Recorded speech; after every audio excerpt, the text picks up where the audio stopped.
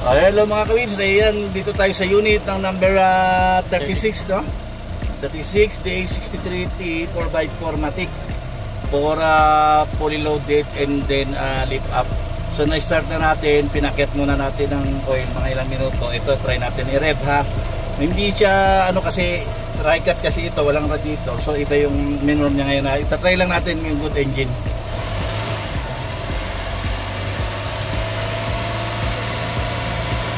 Ayan o, walang lagatak, walang lagaskas.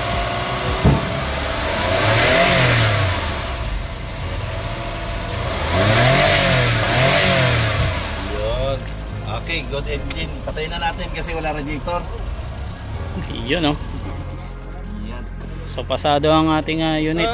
So kunin na natin to para kay number 36. Ayan o, congratulations po.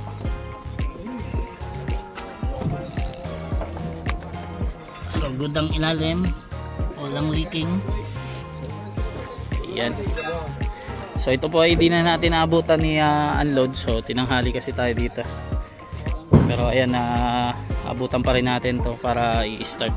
So ayan. Congratulations po kay number 36 ng ating made to order client. DA63T 4x4 Matic. Ayan o. So later pag nakompleto na to, i-pull out na natin pag na-attacking na. Ayan. So mag-update ulit kami mga ka-wheels. Sige. Hello mga ka-wheels. Ayan, pull out na natin itong unit ni number 36. Ayan, DA63T 4x4 Matic. Ayan o. So double check lang tayo sa mga parts nya bago natin i-pull out. Ayan o. So congratulations po kay number 36. Ayan ang ating made to order unit number 36. Ayan.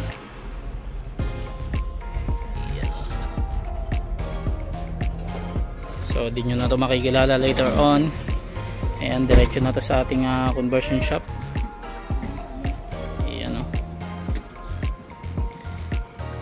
So sige, mag-update tayo ulit mga ka-wheels.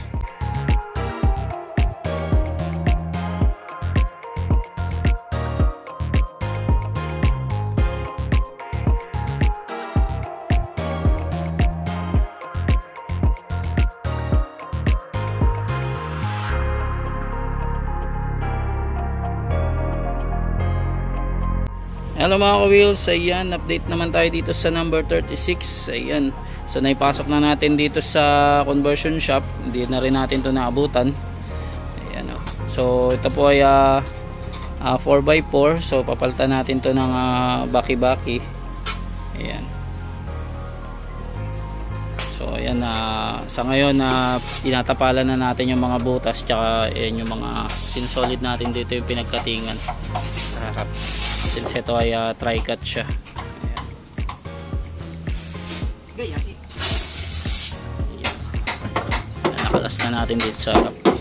So after nyan, isa-solid din natin yung mga pinagkatingan nya dun sa kanyang body.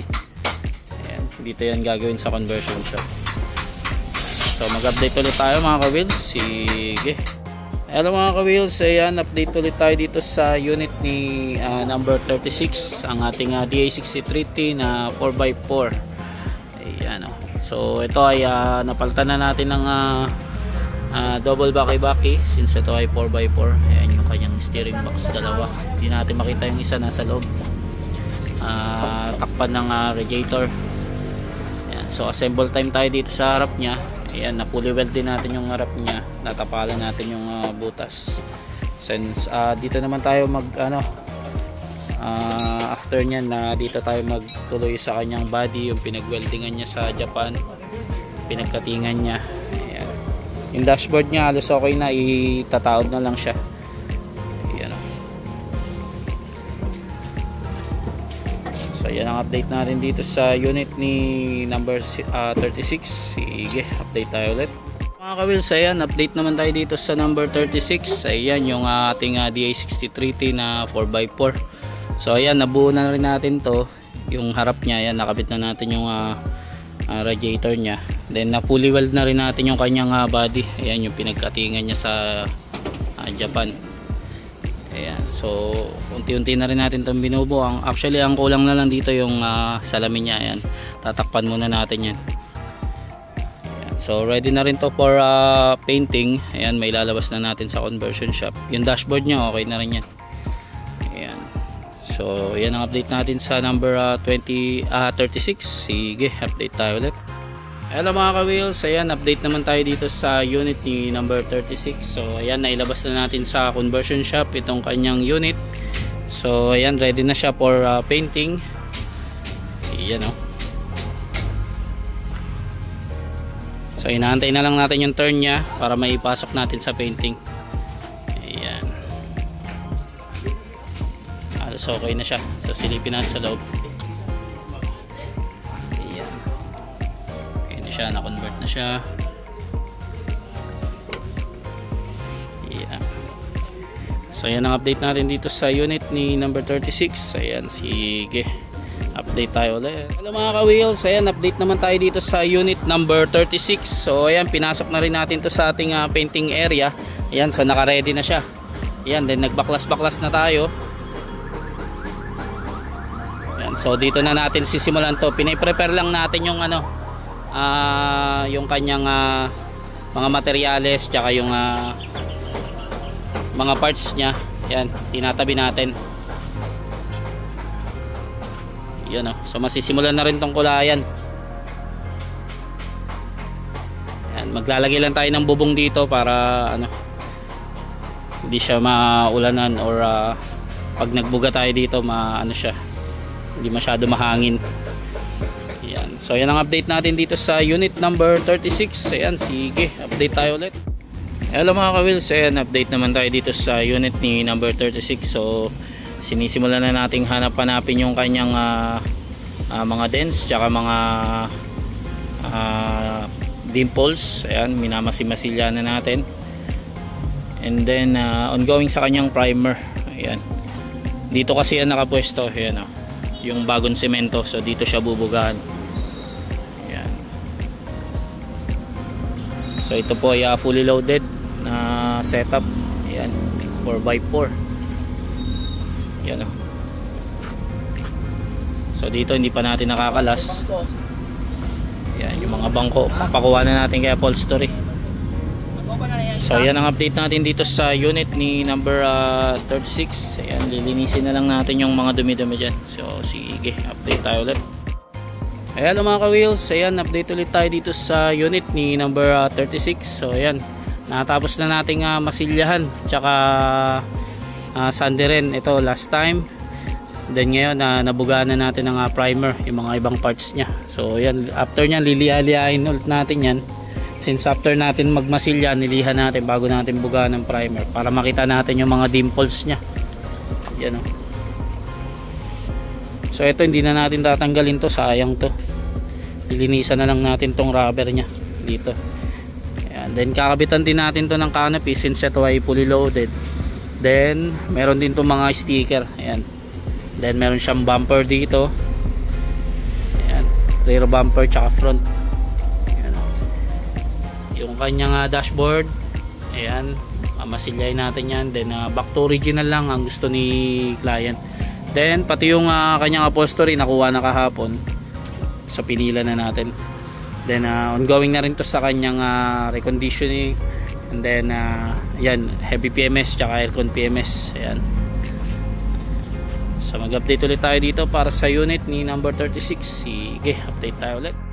Hello mga ka-wheels. Ayan, good morning sa inyong lahat. So ayan, update ulit tayo dito sa unit ni number 36.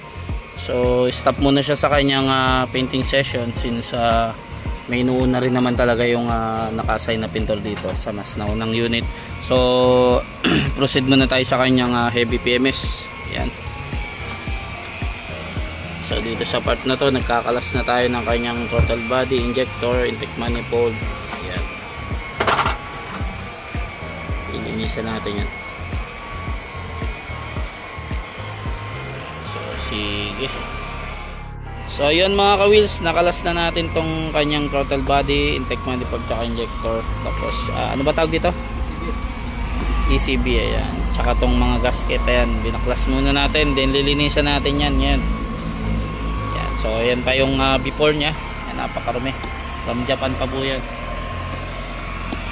Ito madumi.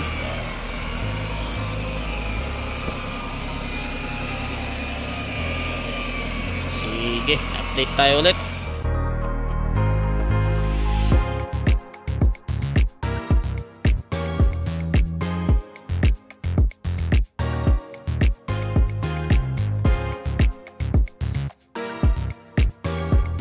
Ayan mga ka-wheels, balik na natin tong ating nalinisan na throttle body, intake manifold at injector. Ayos na siya.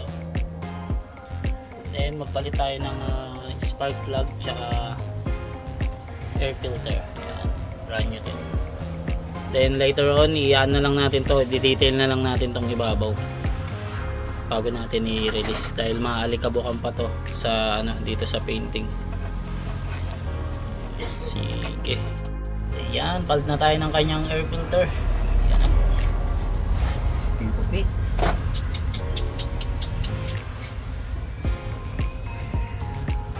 Ayan.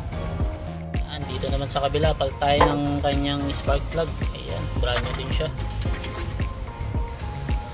Indicate. Mga ka-wheels, nag-drain na tayo ng kanyang oil pan. Yan, kinalas natin yung oil pan. Nandito, napakadumi. So lilinisin din natin to. Yan.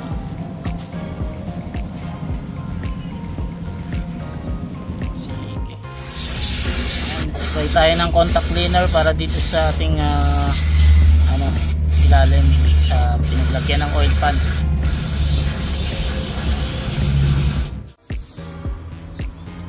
Ayan mga ka-wheels, continuation tayo kay number 36 heavy PMS. Ayan, naglalagay na tayo ngayon ng ATF.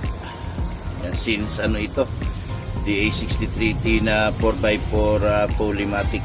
Ayan.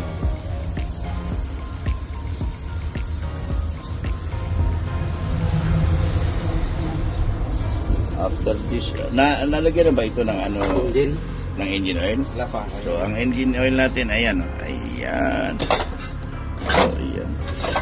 Siniguro namin na drain maigi yung engine at transmission. Kaya overnight. Kaya ngayon lang natin lalagyan. So ayan.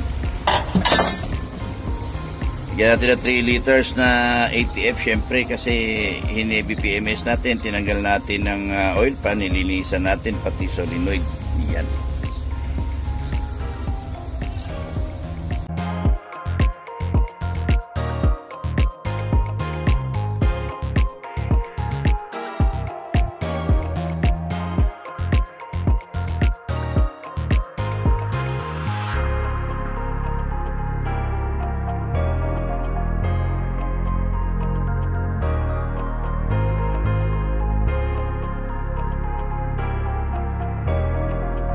Hello mga ka-wheels, ayan, update ulit tayo dito sa unit ni number 36. So stop pa rin siya sa kanyang painting session. Ayan, na-primera naman na natin to. Ayan, then dumaan na to last time sa kanyang heavy PMS. Ayan, so ngayon ang tinatrabaho natin yung kanyang lift up. Ayan, since may additional. So dito pa lang siya sa likod na lagyan natin. Pati yung kanyang yung shock bolt. Ayan, i-lift na natin. So kaya nakaangat yung harap. Ayan, yun naman yung isusunod natin. Ayan, naka-jack siya. Ayan.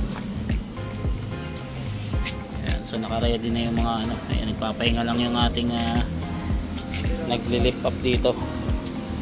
Ayan, so ililift natin yan. So dito sa painting, pipinturahan din natin yan. Itong pa-primer natin yan ng anti-rust. Ayan. Bukas, ayan, sabi ni pintor na naka-assign. Ayan. So sige, yan ang latest update dito para sa ating fully loaded setup na made to order. Ayan. So sige, update tayo ulit. Hello mga ka-wheels, ayan, update ulit tayo dito sa unit ni number 36. Ayan, overtime tayo. So nag-primer na tayo. Ayan. So after nyan, magbe-base coat na tayo. Ayan. So ito ay dumaan na sa kanyang heavy PMS. Ayan. Ayan, nakabukas yung ano. Later on mag-ano na lang tayo dito. Mag-detail na lang tayo. Ayan, overtime tayo ngayon. Today is December 31. Ayan. Ito lang yung pintor na pumasok. Ayan. Maybe mamaya baka may dumating tayo mga pintor pa or ano, ibang tao. Ayan. So sige, update tayo ulit. Hello mga ka-wheels, ayan, update ulit tayo dito sa unit ni number 36. Ayan, nag-base coat na tayo. Ayan o.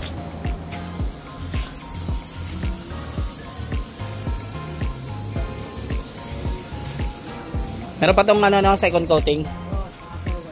Oh, yun. Meron pa siyang second coating para dun sa lumawas yung pagka pearl white niya. Ayan. After nyan, top coat. After ng pearl white, top coat. And then bapping. Ayan. Then susunod natin yung under chassis, pati yung dashboard, pati itong flooring dito sa likod. Ayan, dito.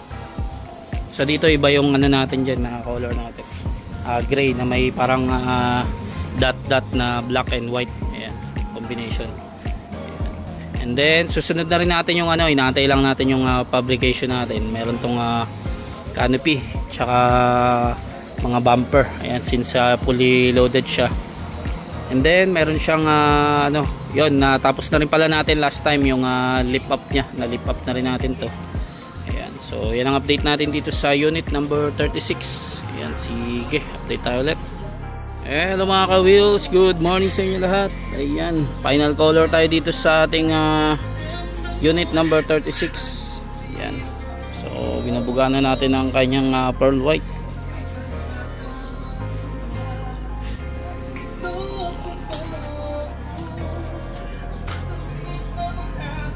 Yun, no? So next naman natin dito yung kanyang dashboard and flooring dito sa likod. Ayan. So ayan ang update natin dito sa ating unit number 36. Ayan, waiting pa rin tayo sa kanyang canopy tsaka yun dun sa kanyang brand new mugs. Ayan, mga steel accessories nya. Ayan, so sige, mag update tayo ulit.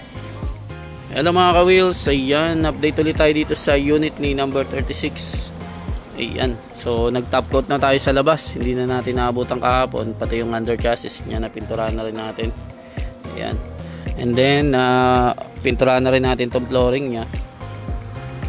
Ayan, so yung canopy na lang tsaka yung mga steel bumper ang inaantay natin dito makabit. Then pipinturahan na rin natin dito, pati yung dashboard nya. Ayan, hindi pa natin napinturahan, pero yung under chassis nya, yung loob na pinturahan na rin natin. At itong labas, yan. So iwas kalawang na yan.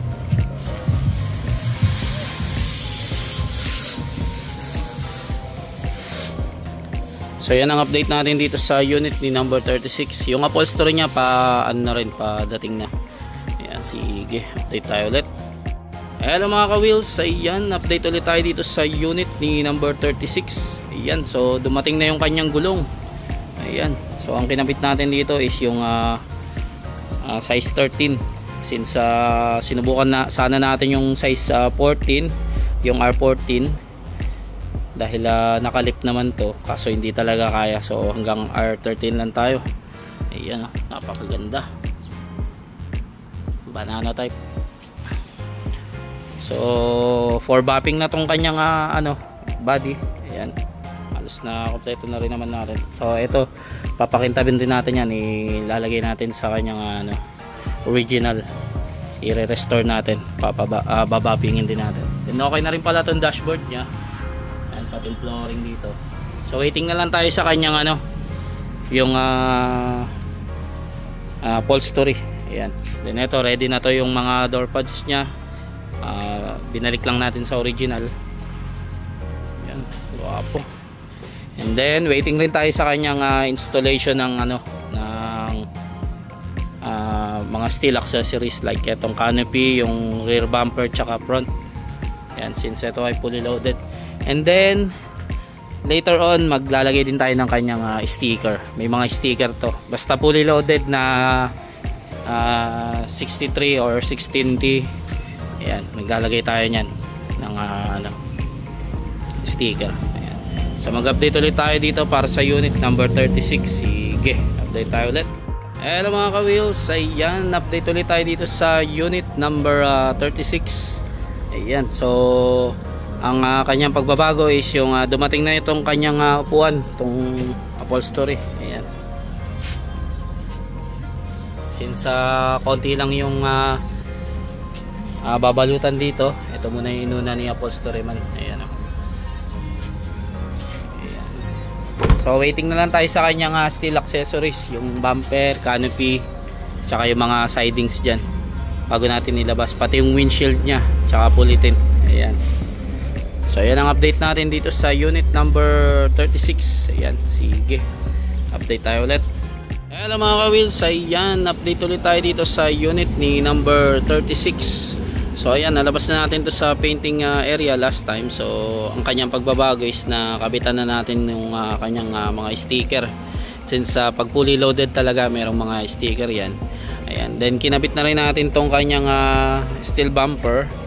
So yung canopy na lang inaantay natin. Then pipinturahan din natin yan ng black, syempre. Ayan, then sa loob halos okay na, nakabit na natin yung windshield nya, yung brand new. So lilinisin na lang natin yung mga ibang dito, cover. Ayan. So wala lang dito yung kanyang panel board. Ayan, kapit natin mating tsaka itong kanyang upuan. Ayan, guwapo. Ayan. So pag nakompleto na natin, tsaka natin i-road test to pag nakabit na yung canopy nya tsaka napinturahan na. So ayan ang update natin dito sa unit number 36. Ayan, so sige, update tayo ulit. Hello mga ka-wheels, ayan, update tayo sa number 36. Natapos na siyang pinturahan, hindi pa siya nababapping. Yan, kasi hinintay pa natin yung mga front and rear bumper, sidings, steel sidings, yan, kanyang steel canopy. Yan, pipinturahan pa natin yan, mamasilyahan pa natin. Hindi nyo na ito makikilala. Mabugodas brand nyo na ito pagkatapos. Ayan, itong rear nya nandito na. Yung sidings nya lang ang hinintay natin, kaliwat kanan, steel canopy, and then itong steel front bumper. Off-road setup to ng DA63T 4x4 automatic. Ayan, sige, update ko kayo. Hello mga ka-wheels, ayan, malapit-lapit na. So napinturahan na natin yung kanyang canopy. Dito naman tayo sa mga sidings niya. Tapos piniprepare na natin yung mga accessories niya, mga electricals. Yan, ipapower window natin dito. Tapos touchscreen stereo. Tapos ikikilis natin since fully loaded. So from mano-mano gagawin natin na power window. And then since wala itong central lock, lalagyan natin yung central lock, lalagyan natin ng kilis, lalagyan natin ng touchscreen. Yan, off-road na DA63T 4x4 Matic. Yan, fully loaded off-road setup. Sige, update ko kayo. Hello mga ka-wheels, update naman tayo sa number 36. Ayan, kung nakikita nyo, ayan, pinturahan na rin yung gilid. So yan, may tinotrouble lang kami dito, hindi kasi nagpa-function yung kanyang panel board. Yan. Pero na-road test na natin to. Yan. So tingnan natin kung kailangan functioning lahat kasi recondition nga. Ayan ang ating mga unit. So ayan, sige, update ko kayo. Yan, hello mga ka-wheels. Ayan, update tayo sa number 36. Upon road test, hindi ko pa na-videohan yung kay gabi na medyo may tumatama yung gulong niya dito kasi nga mud terrain ang gamit. So ito na naman tayo, adjustment na naman tayo, recondition na naman tayo. Yan. So after ng proseso na to, i-road test naman natin. Siguro dali natin siya sa mga testing yung kanyang off-road, yung 4x4 niya. Yan. Sige, update ko uli kayo. As you can see, dito tayo sa ating off-road na DA63T 4x4 manual. Automatic, I mean. Yan, off-road ito. So, dumaan na ito sa iba't ibang road test. In-adjust na namin yung mga kailangan adjust. Pasensya na kayo, hindi na kami masyado makapag-video. So, ngayon, pupunta kami sa Campo 5. Dito sa isa sa mga terrain dito. Medyo mataas. Masusubukan ng 4x4 niya at saka yung off-road niya. Tara, sige, sali kita. Hello mga kawilis, ayan, another edition na naman tayo ng road test. This time number 36, DA63T 4x4 Matic, yan, off-road edition. So pupunta tayo ngayon sa sa Campo 5. Subukan natin yung 4x4 niya at saka yung off-road niya. Doon medyo matataas ang mga bato doon, medyo matarik talaga doon. Yan, ilabase na namin ito na road test ha. Sige.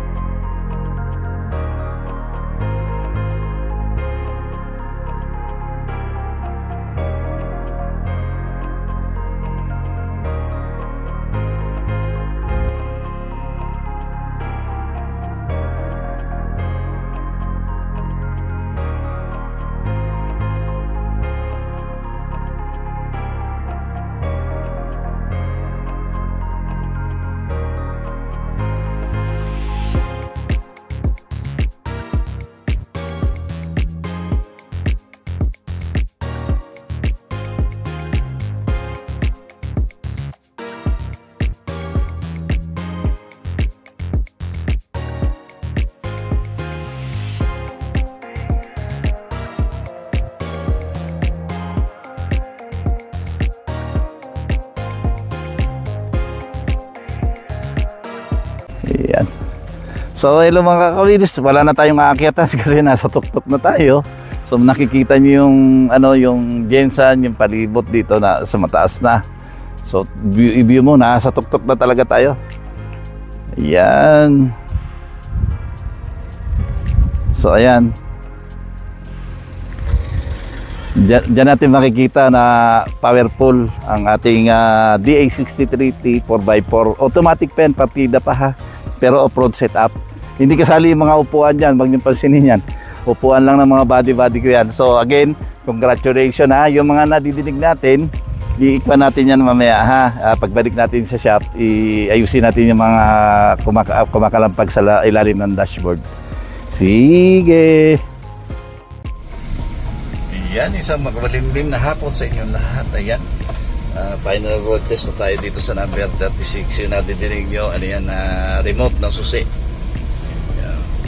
So okay na, wala na tayo nadidinig ng mga kalampag, lagatak, lagigig. So didiretso na tayo sa nito, sa car wash. Ayan, para ma-release na natin to. Ayan. Ayan, all goes na. Sige.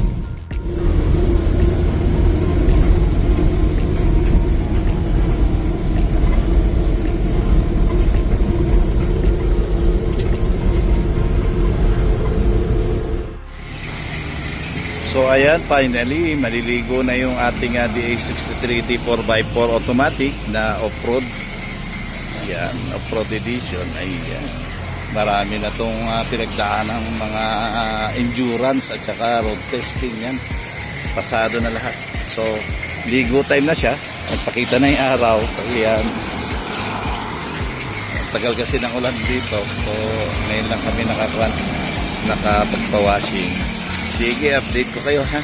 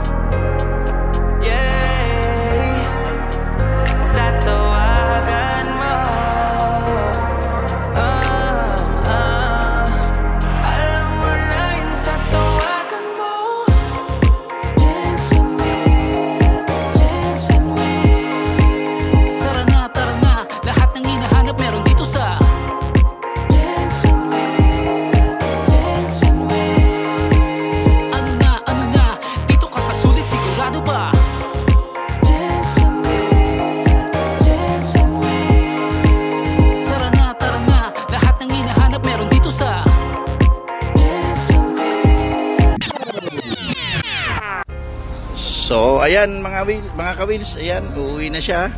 Andito na yung mga may-ari. Ayan. Okay. Number 36 to. DA63T 4x4 Matic. Ayan. Sa lahat ng gusto magpa-made to order dyan ha, you can always contact me at 0898-800-1975.